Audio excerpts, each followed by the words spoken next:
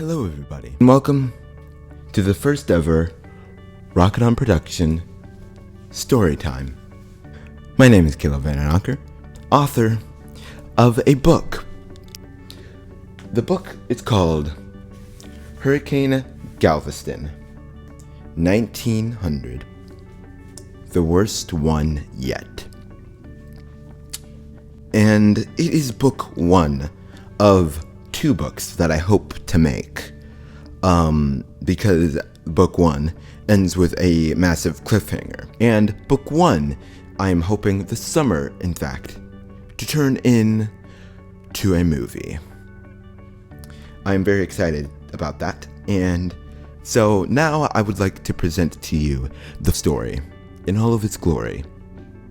So, cozy up, get under the covers, get a nice bag of popcorn perhaps, and join me as we read Hurricane Galveston, 1900, the worst one yet.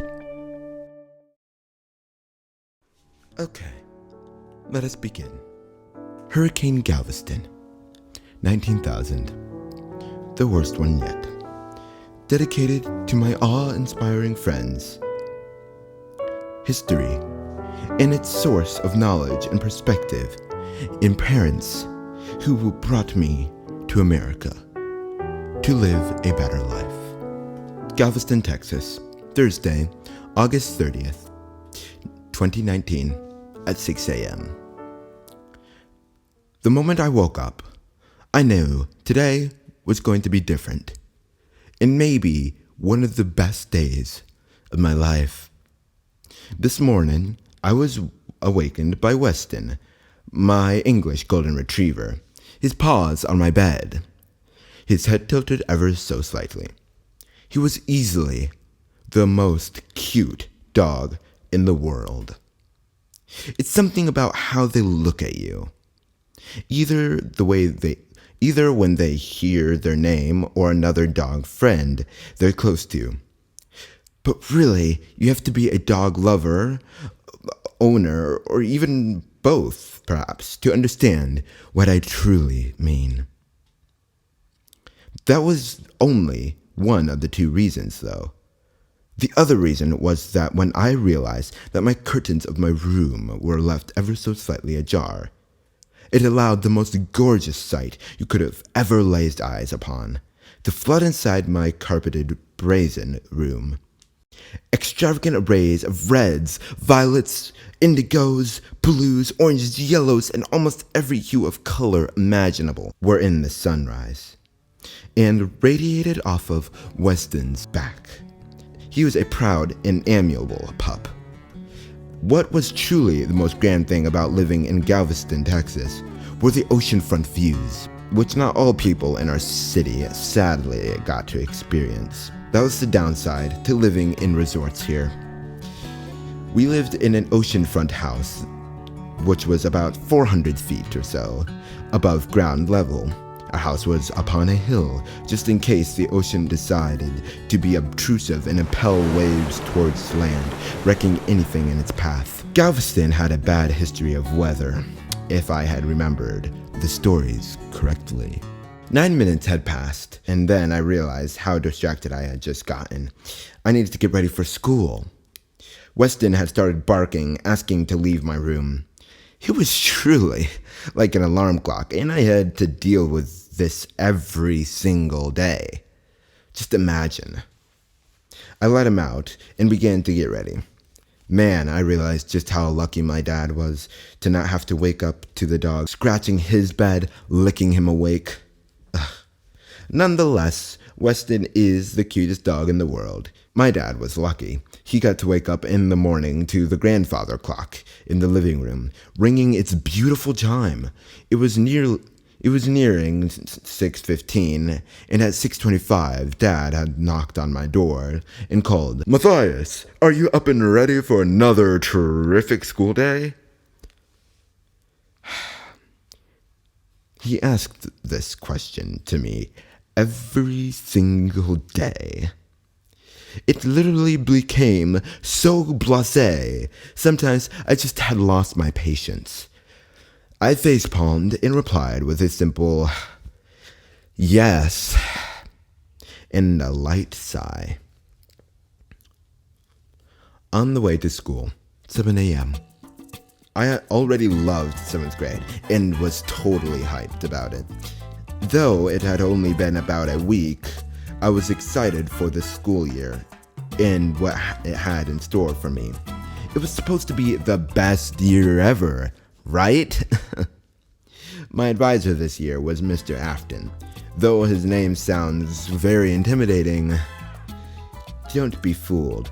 He is by far the most humble person you will ever meet, and is quite helpful when it comes to social studies, to be honest. But all the teachers at Trinity Episcopal School and Church, to be honest with you, are super nice. But Mr. Afton, he was the first to come to my mind. Besides, unlike all other schools, Trinity Episcopal was private, which was why, most likely, the teachers are super nice to work with, because they can focus more on kids individually who need that extra bit of help. The city of Galveston takes education into consideration 100%, so we as an island have one of the highest education ratings in Texas. Anyways, every day, Dad drove me in his Tesla to school and back. It was honestly quite convenient for the both of us because my dad owned a bank not too far from the school, so his commute to work wasn't really bad for me, nor him. Trinity Episcopal Schools and Church started at 8 a.m. and ended at 3:15. My father got out of work around 4:15 and gets to school around 4:30. Sadly, though, my mom cannot pick me up from school because, well, my mom couldn't do it because I shed a tear. It fell onto my pants. I tried not to bring attention to myself. I didn't want my dad to notice. But I remembered the moment so clearly. It was so terribly wretched. She died, well, during a lightning. Thinking about it caused so many emotions to stir in my head. I boiled over and let all my emotions out. I cried and began choking on my tears of despair. I coughed and began shaking, in fact. When my father realized, he instantly put the car in autopilot. He told it to find the nearest parking spot available. I was having an asthma attack. I cried and cried, coughing more and more. My father wiped a tear from my cheek. "Matthias!" He near swore aloud, but inaudible due to the car that took a sudden turn into the parking lot as soon as he began to speak, startling me even more, causing more loud coughing and wheezing, as if choking on honey that was stuck in your throat, but 100 times worse. "I'm here for you, bud," he said as he jumped out of the car that was now parked to get the inhaler from the medkit. 15 seconds felt like 30 as I started to fade. "Breathe, breathe," he told me when he returned with the inhaler, in a tone that was almost equal to the amount of grief and discomfort I was in. I was so choked up, I only managed to partially inhale once, but that's when everything went to black. I couldn't see a thing. After the attack, 7:15 a.m., I found myself on the asphalt, looking at the sky, a shadow blocking out the sun. Up close, as if about to give a kiss, I breathed in. The fresh air filled my lungs. I could hear the sound of my heart beating and air flowing through me. I was alive. I was still alive.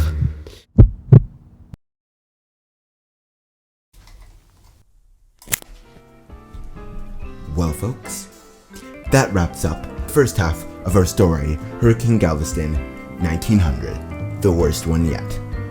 In our next reading session, sorry to interrupt, but I have some news. This is future me after recording the footage that I just did of me reading the story.